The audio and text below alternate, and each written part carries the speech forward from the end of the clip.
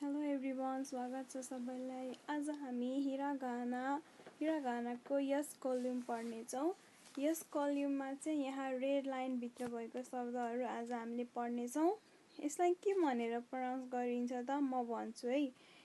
यो सबैभन्दा सुरुकोलाई सा भनिन्छ, त्यसपछि सी, सु, से, सो। म फेरि एकचोटि भन्छु, सा, सी, सु, से, सो। र त्यसपछि चाहिँ मैले यहाँ हाउ टु राइट भनेर लेखेको छु र यसलाई चाहिँ मैले कसरी लेख्ने भनेर पनि सिकाउँछु है। यहाँ सबैभन्दा सुरुमा छ यसरी धर्का तानिएको छ है, र सेकेन्डमा चाहिँ यसरी धर्का तानिएको छ, र थर्डमा चाहिँ यसरी पुच्छर बनाएको छ। यसलाई चाहिँ यो पोइन्ट छ नि, यो जुन पुच्छर भएको, यसलाई चाहिँ बनाउनु पर्छ। यसलाई बनाइएन भने के लेख्न खोजेको चाहिँ भनेर बुझिँदैन। र यसलाई म सबै एकैचोटि लेख्छु। यो चाहिँ कस्तो हुन्छ भने, सेम कलर भयो, म अर्को कलर लिन्छु, यो रेड लिन्छु। यो एउटा, यो दुई, अनि यो तीन, यति बनाइदिएपछि पुग्छ।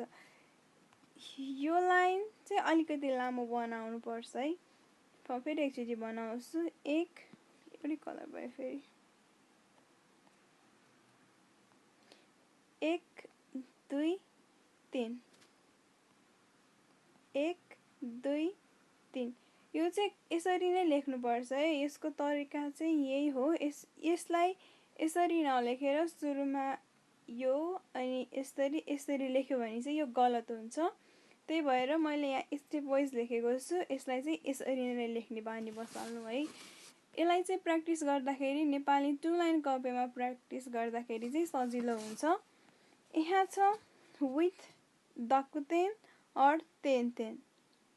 यो दकुतेन र तेनलाई चाहिँ यहाँ तेन भनेको चाहिँ यो दुईटा थोप्ला जस्तै हो। यो चाहिँ एकदम सेम हुनुपर्छ। ल, यसलाई राखेर यसलाई के प्रोनाउन्स गरिन्छ म त्यो भन्छु है सुरुमा। यहाँ छ, यसलाई चाहिँ जा भनिन्छ, यहाँ लेखिएको छ। यो बनाउने तरिका पनि सेम हो। म यहाँलाई चाहिँ यसरी यहाँ लेख्छु है। पहिला सुरुमा सा बनाउने अनि माथिबाट चाहिँ दुईटा धर्का तान्दिने। यो दुईटा धर्का चाहिँ सेम हुनुपर्छ। 1 2 3 4 5। मैले हजुरहरूलाई बुझ्न सजिलो होस् भनेर स्टेप वाइज लेखिदिएको छु र मैले आफू पनि गराइरहेको छु। म फेरि बनाइदिन्छु। फेरि एउटै कलर भयो। 1 2 3 4 चाहिँ 5 चोटि हुन्छ है। 1 2 3 4 5। यसलाई चाहिँ हामी जा भनिन्छ। यसमा चाहिँ म एउटा स्केच पनि बनाएको छु, सा अनि जा भन्ने। 1 2 3, यो सा भयो। 1 2 3 4 5, यो भनेको चाहिँ जा भयो है। र त्यसपछि हाम्रो छ सी। सा पछि सी, यहाँ लेखिएको छ सी भनेर। यसको चाहिँ स्टेप 1 मात्रै हुन्छ। यसलाई चाहिँ यसरी त बनाउने, एउटा सिधा धर्का तानी त्यसपछि अलिकति पुच्छर घुमाए जस्तो बनाएपछि सी हुन्छ, सी। र यसलाई चाहिँ तेन जोड्यो भने, यो तेन जोड्यो भने चाहिँ जी हुन्छ। यो तेन चाहिँ सबै क्यारेक्टरमा नहुन पनि सक्छ, कुनै स्पेसल क्यारेक्टरहरूमा मात्रै हुन्छ है। यो चाहिँ जी। फेरि बनाउँछु। 1 2 3, यो भनेको चाहिँ जी, यहाँ लेखेको छ जी। यसलाई चाहिँ जी भनिन्छ। यसलाई चाहिँ यहाँ मैले स्केच पनि बनाएको छु। स्टेप 1, स्टेप 2, स्टेप 3 लेखेर फेरि पनि बनाउँछु म। स्टेप 1, यो भनेको सी भयो है, यो भनेको सी। र स्टेप 2 जी, सी जी, यो भनेको चाहिँ सी अनि जी। यसलाई चाहिँ सम्झिने तरिका चाहिँ मैले यहाँ एउटा छाता गोलेको छु है। त्यो बुढो छाता हुन्छ नि, बाजेहरूले ओढ्ने भएर मैले चाहिँ बुढो छाता भनेको है। यसको चाहिँ यो तलको भागलाई चाहिँ मैले सम्झिन सजिलो होस् भनेर यस्तो। तर यसको चाहिँ यो चाहिँ हुँदैन है। तर यो छाताको चाहिँ छ नि, त्यही भएर त्यही पनि यो नबनाइकन यसरी बनाउने हो भने चाहिँ यो सी हुन्छ, अनि यहाँ तेन जोडिदिनु भयो भने यो चाहिँ जी। र त्यसपछि छ हाम्रो सु। सु यो जापानिज क्यारेक्टरको सु भयो, यो इङ्ग्लिसमा सु, यो नेपालीमा है। स्टेप 1 मा छ, मैले यसको स्टेप यो मेटाइदिएँ है। स्टेप 1 मा यहाँ लेख्छु, ठाउँ सानो भयो यसको। स्टेप 1, स्टेप 2 सकियो। यो स्टेप 2 लाई चाहिँ बनाउँदाखेरि चाहिँ के ख्याल गर्नुपर्छ भने यतिसम्म बनाउने अनि यसरी बनाउने। यो फेरि यसलाई यो सुरुमा यो बनाएर सेकेन्डमा यो गर्नुभयो भने चाहिँ मिस्टेक हुन्छ है। सुरुमा यसरी एउटा लाइन थिचेँ, त्यसपछि यसलाई पुच्छर जस्तो बनाएर घुमाइदिने। यो बनाएपछि बल्ल चाहिँ राम्रो सु भयो। सुरुमा राम्रो हुँदैन, प्र्याक्टिस गर्दै गर्दै गएपछि बल्ल राम्रो बन्छ है। अनि मैले यहाँ के डिफ्रेन्स छ भने एउटामा यसरी यो भयो है, र अर्को चाहिँ यसरी बन्न सक्छ हजुरको। यो चाहिँ यसलाई चाहिँ राम्रो भनिँदैन है, योलाई चाहिँ राम्रो भनिन्छ। तपाईँले सकभर यसैलाई बनाउने कोसिस गर्नुहोस्। ढिलो बन्छ तर राम्रोसँग बन्नेछ भन्ने चाहिँ मलाई लागिरहेछ। र त्यसपछि छ हाम्रो, यहाँ मैले स्केच बनाएको छु, सु भयो है। त्यो चाहिँ यहाँ मैले जू पनि बनाइदिन्छु, जू पनि त्यही ठाउँमा बनाइदिन्छु। यो जो तेन राखेपछि यो तेन राखेपछि यसलाई चाहिँ जू भनिन्छ है। यसलाई चाहिँ स्टेप 1, स्टेप 2 र स्टेप 3, स्टेप 4। यो तेन चाहिँ सधैँ माथि मात्रै हुन्छ है, क्यारेक्टरको माथिबाट यसलाई बनाइन्छ। त्यति गाह्रो छैन। तेन दुईटा यस्तो मात्रै सम्झिने, त्यसपछि पुग्छ। र यहाँ छ स्केच। यसलाई चाहिँ म यहाँ बनाइदिन्छु। 1, 2 यो भनेको चाहिँ सु भयो है। र त्यसपछि जु 2, यहाँ तेन राखेपछि जु। र त्यसपछि चाहिँ हाम्रो से, सासी सु से, जाजी जु जे। यो चाहिँ से भयो। यसलाई चाहिँ कसरी बनाउने है त, यसको बनाउने तरिका। सुरुमा चाहिँ यो सुको जस्तै यसरी लाइन तान्ने, यो लाइन चाहिँ यसरी तान्ने। त्यसपछि पछाडिबाट एउटा सानो लाइन तान्ने, सिधा लाइन।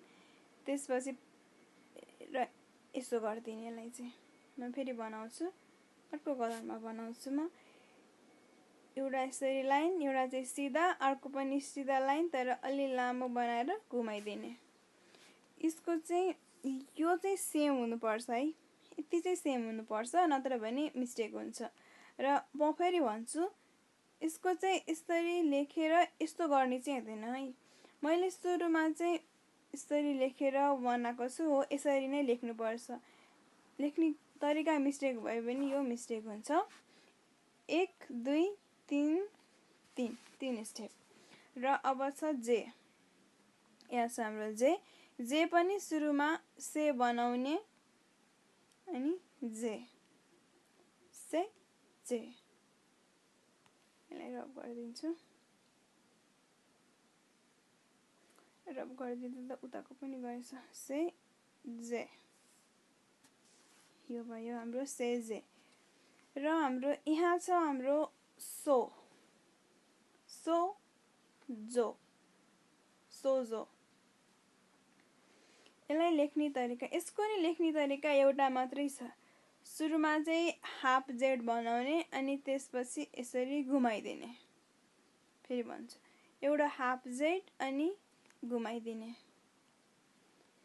हाफ जेड अनि माथि लाएर घुमाइदिने, हाफ जेड अनि माथि लाने अनि घुमाइदिने।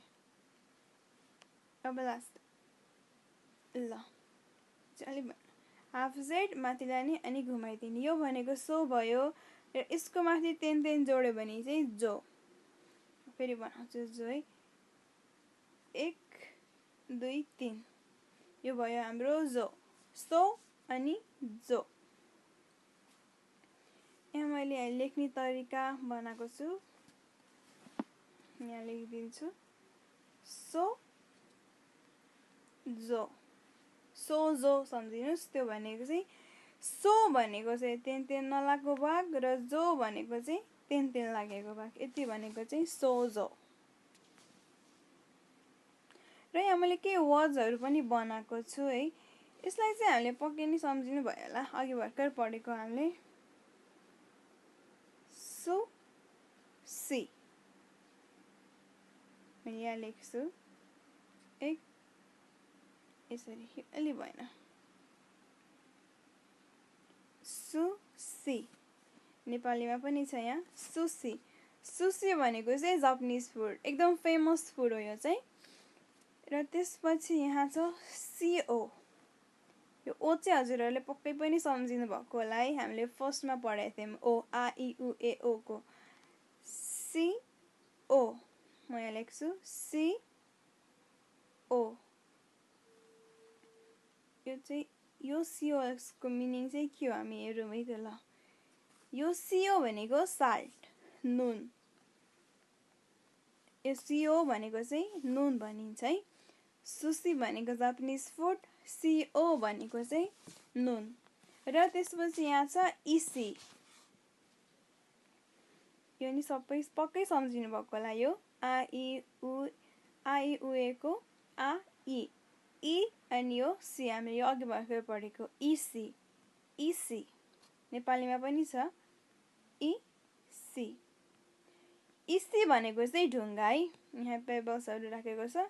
यो ढुङ्गालाई चाहिँ इसी भनिन्छ। र त्यसपछि यहाँ छ उ आ इ उ ए उ ए। यहाँ छ उ ए। यो ए चाहिँ यस्तो होइन होला है, यो ए चाहिँ यस्तो है, उए। उए भनेको चाहिँ अप, माथि। मैले माथिको साउन्ड सिम्बल राखेको छु। यो भनेको चाहिँ अप, माथि भन्नलाई उए भनिन्छ। र यहाँ मैले रिभ्यू भनेर लेखेको छु। आज हामीले तेन पनि पढ्यौँ नि त, त्यही भएर म एकचोटि सर रिभिजन गरिदिन्छु। यसलाई साजा, साजा भनेको सबैको भने चाहिँ साजा। यो साजालाई चाहिँ कसरी लेख्ने, अर्को कलर लिन्छु। 1 2 3। र यो जा त सजिलो छ, सा माथि तेन थपिदिने। र यो छ सी, जी। यसलाई चाहिँ सी भनिन्छ, यसलाई चाहिँ जी। 1 यो भनेको सी माथि तेन राख्दियो भने जी। र अर्को छ हाम्रो सु, फेरि बनाउँछु 1 2। सु माथि तेन राख्दियो भने जु, सुजु। र त्यसपछि छ से 1 2 3 से। र से माथि तेन राख्दियो भने जे, सेजे। यो भयो हाम्रो से। र यसमाथि तेन राख्दियो भने जे, सेजे। र लास्टको छ हाम्रो सोजो, सोजो। सुरुको भयो सो अनि त्यसपछि जो, सोजो। मैले यहाँ फेरि पनि लेखेर बनाउँछु है, एकचोटि सर र रिभिजन होस् भनेर। यहाँ छ हाम्रो नेपाली भएछ सा सी सु से सो। नेपालीमा नि लेख्छु सा सी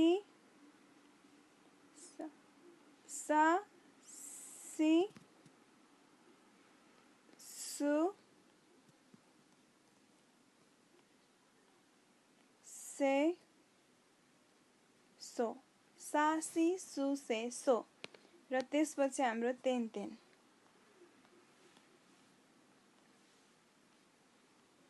जा जी जु जे जो जा जी जु जे जो जा जी जु जे जो आज हामीले चाहिँ हिरागानाको स कलिमको सा सी सु से सो र जा जी जु जे जो पढेको छौं। आजको लागि यति नै र अर्को कलम लिएर हामी फेरि पढ्ने नै छौं। अहिलेको लागि बाइ बाइ।